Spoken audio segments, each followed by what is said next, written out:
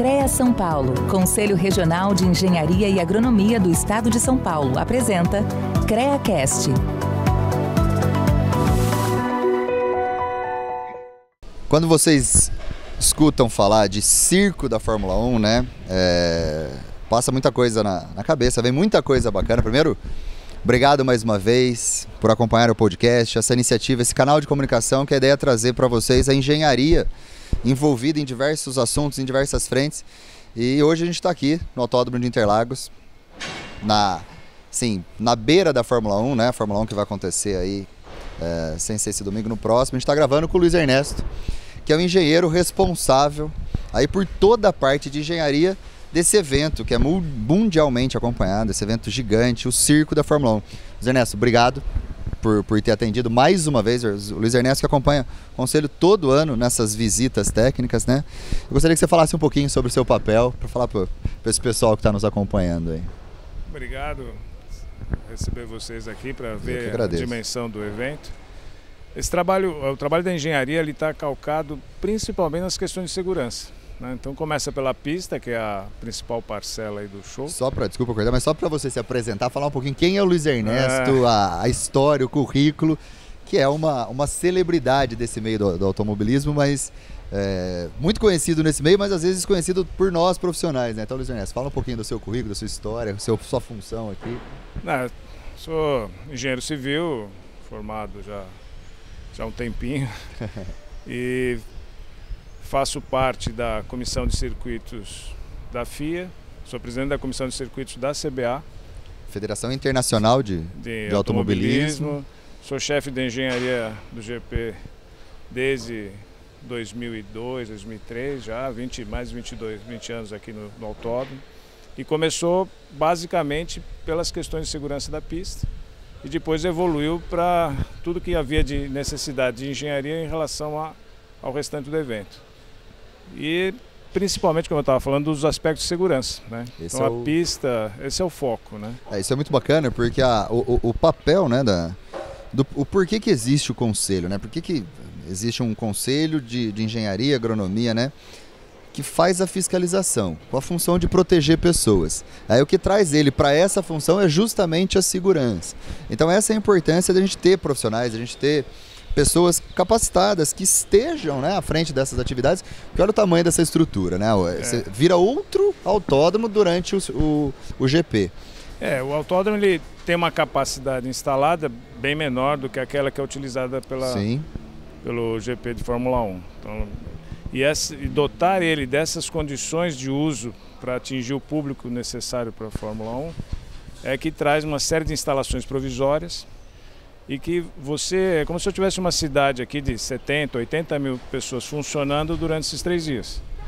E para isso eu tenho que ter energia, água, esgoto, as condições de utilização, questões de alvarás de Corpo do Bombeiro, CONTRU, tudo isso tem a engenharia por trás para dar as condições para a gente poder da qualidade necessária para o uso do autódromo. E você é o responsável por toda essa frente, né? Essa infra que é construída, essa cidade que é construída para um final de semana, né? Exato. Eu sou o responsável, mas é um grupo grande de profissionais que estão envolvidos, né? Não é uma pessoa, não tem como ser um trabalho de uma pessoa. Exato. Então existe um planejamento e aí vários profissionais, vários engenheiros estão aqui nas suas especialidades trabalhando nas diversas áreas, não só da questão de pista, mas da reforma, da parte de estruturas tubulares que são montadas, som, vídeo, tudo que é agregado ao autódromo para que seja utilizado durante esse período.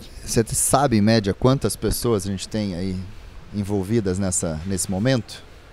A gente chega a um volume de trabalhadores aqui da ordem de 7 a 8 mil pessoas. 7, 8 mil trabalhadores e uma equipe de engenharia muito robusta, né, para colocar isso aqui em pé. A engenharia é uma parcela, porque é um grupo enorme de pessoas que acaba vindo, que envolve segurança, limpeza, das montagens.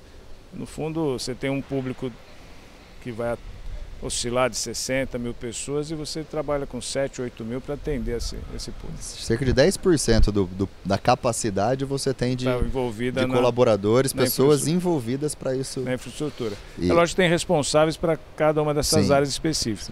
Nós, da engenharia, acabamos indo para uma, que a gente brinca, uma situação de background, para dar suporte a isso, né? Certo. E a pista em si é o foco principal. Depois, quando chega o momento do evento, a gente entrega para a área esportiva para que ela faça, então, efetivamente o evento. Isso é legal também, né? Ele me contou um pouquinho, às vezes que a gente vem aqui, ele conta um pouquinho, né? Vocês levam toda essa estrutura e a pista, o Luiz Ernesto também é responsável pela pista, né? Até esse momento. Aí você entrega para a área esportiva. Conta um pouquinho o que é a área esportiva, como que funciona, né? Esse background depois que vocês dão esse suporte até esse momento. A nossa função é dar as questões de segurança de uso. Então é garantir que as barreiras de pneus estejam feitas da forma correta, que os alambrados estejam todos garantidos a seu tensionamento, defensas metálicas revisadas, feita toda a parte de instalação corretamente para que ela funcione como ela foi planejada.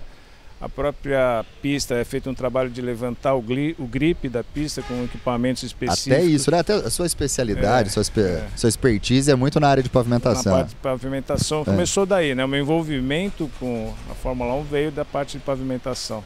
E pistas especiais, né? Sim. E aí, quando dá toda essa condição de atualização de grip, que a pintura é realmente antiderrapante, que as condições dos elementos de segurança estão perfeitas, e a revisão desse processo todo está garantida, até a implantação dos pórticos e plis que são necessários, aí é o pessoal da área esportiva que vai alocar... A área esportiva é da onde? Ela é um grupo formado também aqui pela Fórmula 1 Promotor Nacional. Certo. E que se agrega ao que vem da área internacional, que está viajando pelo mundo. Então os dois grupos se unem para fazer a operação do evento. E o nosso grupo... O GP em si, né? O GP em si. O nosso grupo vem... dá a garantia, ele dá questões esportivas, se está precisando de algum detalhe, se o grid está correto, se a parte de telemetria está posicionada da forma correta. A gente se une ao grupo de esportiva, dá ok, aí eu passo o bastão para eles e eles vão tocar com o pessoal da área internacional. E só se quebrar alguma coisa que eles vão me chamar de novo. Na hora que dá o problema, você chama o engenheiro. É sempre assim, mas graças a Deus é assim, né? E você também tem a responsabilidade de todos os circuitos do Brasil, é isso, né? A responsabilidade não, você tem essa função de cuidar. Fui chamado recentemente pela CBA, que é a Autoridade Esportiva Nacional da área do automobilismo, para olhar os circuitos brasileiros também para melhorar a qualificação de segurança deles, para evoluir de padrão. Olha que bacana, gente. A gente tem um profissional responsável aí que olha para essa questão, que é um esporte, não deixa de ser esporte, mas que tem uma engenharia envolvida. No entorno, principalmente desse que é o principal evento do automobilismo no país, né? Desde quando você falou que você está à frente aqui em Interlagos? Aqui o primeiro ano foi 2000. Você não chegou a pegar o Senna aqui, né? Não. Mas conta pra gente aí de toda essa experiência, até saindo um pouco assim dos momentos que te marcaram aí nessa função. Aqui no GP... Ou no bastidor, ou no próprio evento em si, no próprio esporte em si. São várias histórias aqui, né? Faz favor, o que eu gosto é de ouvir histórias. São várias histórias. Quando a dinâmica do evento ela é muito pesada e ao mesmo tempo você está ouvindo o que está acontecendo. Efetivamente eu não assisto a corrida, não dá tempo. Você vê, né? Trabalha tanto, chega no dia da coisa você não consegue assistir. A gente deixa gravando e vai assistir depois. Que legal. Na noite a gente vai olhar a corrida. Mas teve o ano que o Massa foi campeão por um período curto aqui na reta. Eu tava nessa corrida. Eu tava aqui, acho que eu tava aqui na arquibancada. Eu tava subindo para atender um chamado. Aí a torcida começou a gritar, falei, acho que foi campeão. Aí eu continuei correndo, daqui a pouco parou todo mundo a gritar, falei, aconteceu alguma coisa. Não, era o outro que tinha passado. O japonês deixou o outro passar. Deixou não, ele dava sem o pneu de chuva, eu lembro. Passou a Toyota lá na junção, na curva aqui, né? O Hamilton e ganhou o campeonato. Verdade. Então são momentos que marcam, né? Que você não viu, mas estava aqui. Então, que bacana. Tem mais algum? Teve alguma vez que você falou assim, não vai dar?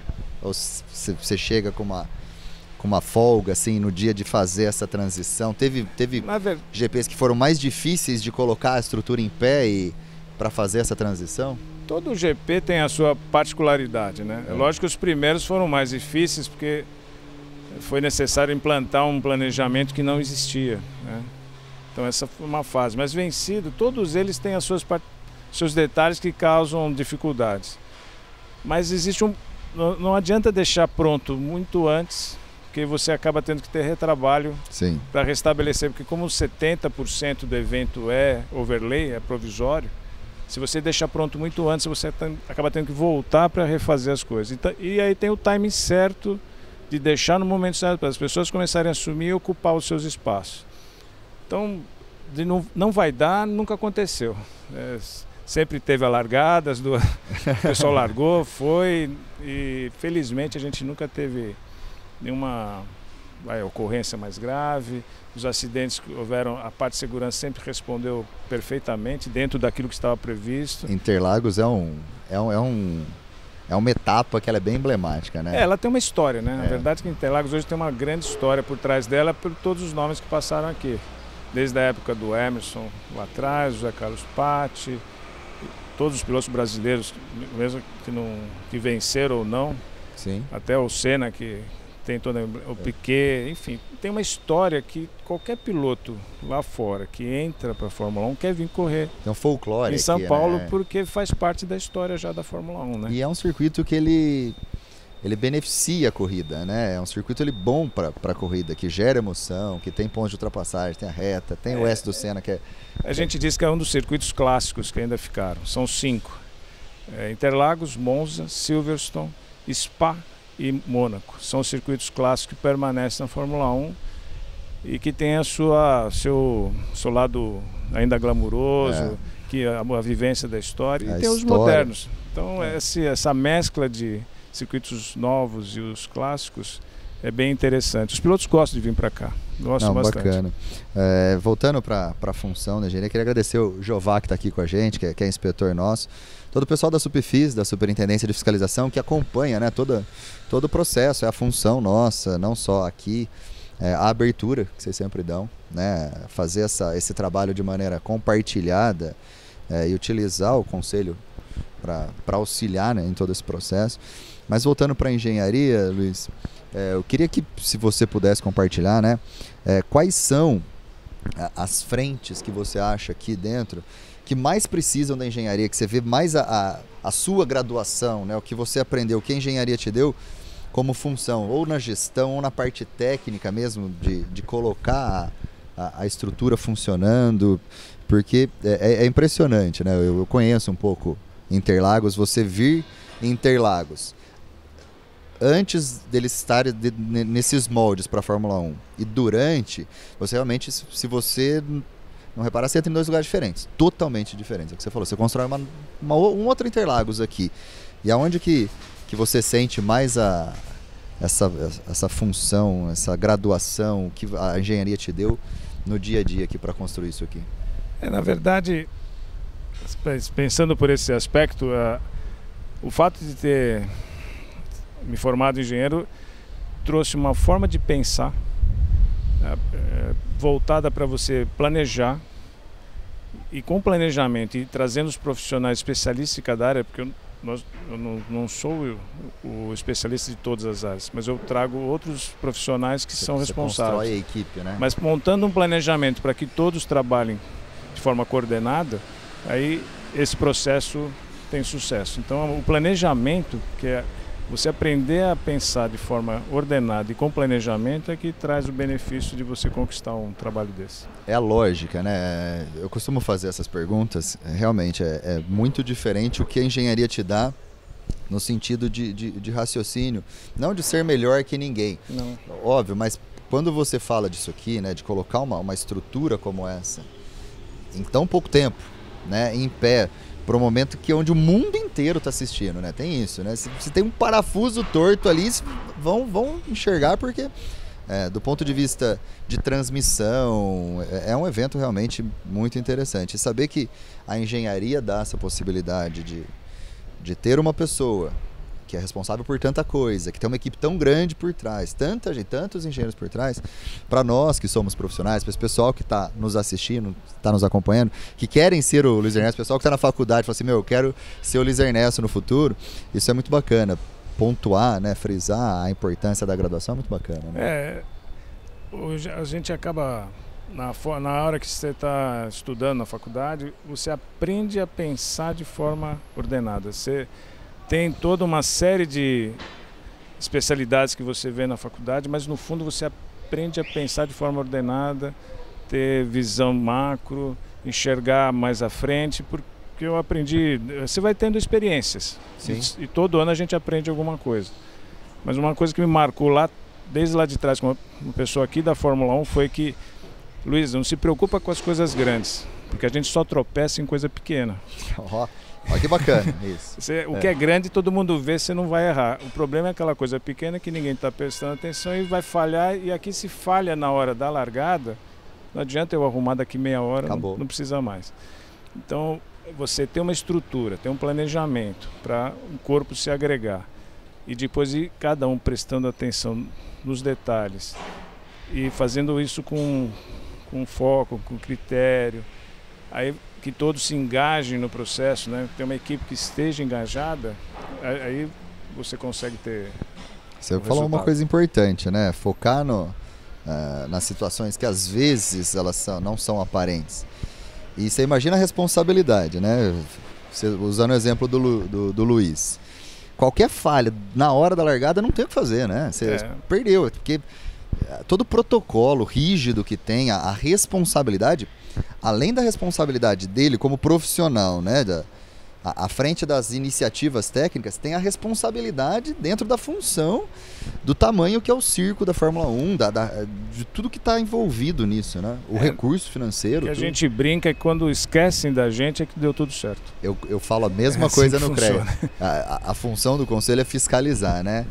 Toda vez que eu acordo, não tem ninguém falando de problema e vou dormir, ninguém tá falando de problema, eu falo, o trabalho tá feito, tá porque ótimo. Geralmente lembra da gente quando tem problema, né? Só lembro aí é que você vai entender o que aconteceu.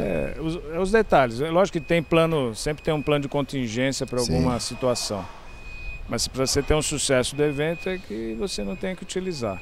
Então, ao longo dos anos isso vem sendo aprimorado, sempre tem um ganho de sucesso nessa questão de minimizar as possíveis falhas. A gente tem fluído bem nessa questão. Bacana, pessoal, vocês estão escutando esse barulheiro, porque a gente está durante a construção do circo da Fórmula 1 com o engenheiro que está à frente de toda a iniciativa de engenharia. Agora indo um pouco para a pista, né, que é muito também a responsabilidade e a função do Luiz. Conta um pouco para a gente da pista em si, né? O pessoal assiste pela TV e às vezes não enxergam. Você citou alguns pontos, mas se você puder meio que fazer o trajeto aí do que tem de engenharia, por exemplo, o que muda ali no S do Senna, toda a estrutura de pista para que esse pessoal venha com esse circo, né, com essa estrutura que deve estar chegando, os carros, para que o cara possa acelerar e o final da reta, a gente está bem na reta aqui, né? O final da reta dá aqui, 350 por hora? Chega 330 por hora. 330 por hora num carro. Para que ele possa acelerar pé embaixo, que se acontecer alguma coisa, existe todo um aparato que é construído para isso, né? A questão maior até é você acelerar numa reta, tem as suas questões sim, os limites de segurança, mas você vai frear. Você freia, no caso da reta aqui dos boxes, você está a 330 e freia para contornar o S do Senna a 90 por hora, num espaço de 50 metros. Mas se tem o erro e escapa, aí é a sua função, aí é pensar nessa hora do erro, uma perda de freio. Então essas áreas que estão em volta da pista, que estão fora do campo de visão, que é a grande preocupação. Então todos os contornos de curva, na própria descida do S até o final da reta do lago, o desnível aqui em Interlagos é de 42 metros. 42 metros é um prédio da ordem de 15 andares. Sim, a gente está aqui numa altura e para lá... No final da reta do lago... A gente tem 42 metros de diferença. Então todo esse movimento em descida, com ângulos diferentes, tudo isso... O ângulo aqui do S é quantos graus? Não, Não é a angulação de descida, ela não traz inclinações fortes, no caso. Só na entrada da reta que tem um pouco mais de inclinação. Morro, né? Mas essa variação de desníveis em subida e descida é que a gente tem que tomar cuidado por questões de drenagem, quando está chovendo, no passar rio pela pista. E a gente utilizou uma técnica de aeroporto, que é a execução do grooving. São ranhuras na superfície do asfalto para aumentar a drenagem superficial. É um trabalho também que a gente trouxe utilizando a experiência de aeroporto. Grooving, esse equipamento aeroportuário que levanta o grip da pista também é utilizado para desemborrachar a pista do aeroporto. A gente trouxe para cá para aplicar na pista de Fórmula 1. Então são técnicas que você vai estudando para poder garantir um melhor resultado em termos de segurança da pista. Perfeito, Luiz. Agradecer mais uma vez o pessoal, agradecer você, o pessoal já chegou. Agora o Luiz tem que acompanhar aí mais visitas, ele que é o grande nome aqui por trás, o grande engenheiro por trás de toda essa estrutura, né? Junto com a equipe. Tem uma equipe toda por trás. Que ele citou, que a gente parabeniza mais uma vez. Luiz, obrigado. Eu agradeço. Mais uma vez também pelo atendimento. Seja bem-vindo. Disponha lá. Então acompanha aí, a gente vai trazer muito mais informação. Esse podcast foi um pouquinho mais curto. A gente vai trazer muita informação para vocês aí da Fórmula 1, viu? Até logo. Um abraço. Todo grande evento que acontece no estado passa pela fiscalização do CREA São Paulo. Desde a arquibancada até ar-condicionado, tudo deve ter como responsável um profissional devidamente habilitado e registrado. Por isso, conversamos com o engenheiro Valdir Zarpelon Júnior, gerente regional do CREA São Paulo, que nos conta mais detalhes. Basicamente, o fiscal vai ao local, constata os serviços de engenharia, que tem envolvimento de engenharia, e vai daí ver se a empresa é uma empresa que está registrada no CREA e principalmente se tem um engenheiro, um tecnólogo, um profissional habilitado pelo CREA para estar à frente desse serviço, à frente da empresa e à frente do serviço. Basicamente é isso que é feito. Então vai olhar o tipo de serviço se é um serviço da engenharia. Valdir, fala pra gente qual a importância dessa fiscalização, que é a atividade fim do CREA São Paulo. A importância total, porque em grandes eventos existem diversas atividades ligadas à engenharia, seja atividades na área elétrica, mecânica, civil, agronomia, às vezes, dependendo de eventos, agronomia. Então, praticamente todas as áreas da engenharia estão envolvidas em grandes eventos. O foco principal, sempre a gente vai ter engenharia elétrica, mecânica, civil. Não podemos deixar de dizer segurança do trabalho. A de segurança primordial. Mas, Valdir, como o agente fiscal trabalha na prática? Ele chega, isso a gente faz já antecipando ao evento, tá?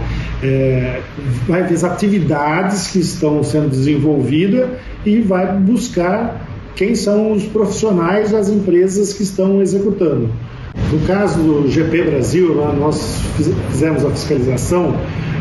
Então, algumas atividades que eu posso assim, adiantar que nós fiscalizamos: pavimentação, recapeamento, estrutura metálica, arquibancada, tendas, alambrados, elétrica. Então, aí se fala o quanto tem de elétrica, desde geradores, instalações elétricas, instalações hidrossanitárias.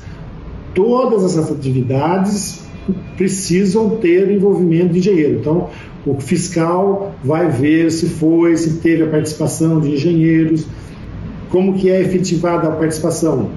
Recolhimentos de RT, o profissional, o engenheiro, recolhendo e preenchendo essas RTs. Todas as empresas são fiscalizadas. Tendo um registro do CREA já facilita a fiscalização. Se não tiver, existe todo um procedimento que tem que ser seguido. Desde no GP Brasil, por exemplo, barreira de pneu. Você vai falar, onde tem engenharia? Toda engenharia está numa barreira de pneu, nos acidentes. Então, tem que ter um responsável técnico por isso. Pinturas horizontais, sinalizações horizontais, tudo tem engenharia. Agora, Valdir, existem alguns pontos que prezam pela segurança das pessoas que frequentam e trabalham em grandes eventos? No GP Brasil, engenheiros de segurança, diversos engenheiros, não é um engenheiro, são vários engenheiros participando e cada um com uma área específica. E o principal dos engenheiros, sistema de proteção contra incêndio. Então, equipamentos de proteção contra incêndio, extintores, hidrantes, e também uma área afim, às vezes, né? Por exemplo, elevadores, né? Preciso do engenheiro que tenha graduação na elétrica, mecânica ou civil e, adicionado a essa, uma pós-graduação na engenharia de segurança do trabalho. Outra coisa também que nós temos que fiscalizar hoje, muito importante, é o sistema de ar-condicionado. Então, as próprias salas VIPs, todas as salas de ambiente fechado, tem que ter um engenheiro por trás, ou à frente, não vou nem falar por trás, à frente desse serviço. Conversamos com o engenheiro Valdir Zarpelon Júnior, gerente regional do CREA São Paulo, sobre a importância da atividade de fiscalização nos grandes eventos. E como disse o nosso convidado, existe engenharia em tudo. Você ouviu CREAcast, o podcast dos profissionais das engenharias, agronomia e geociências. Uma realização do CREA São Paulo, Conselho Regional de Engenharia e Agronomia do Estado de São Paulo, que você ouve no site e aplicativo da CBN e também nas principais plataformas de áudio.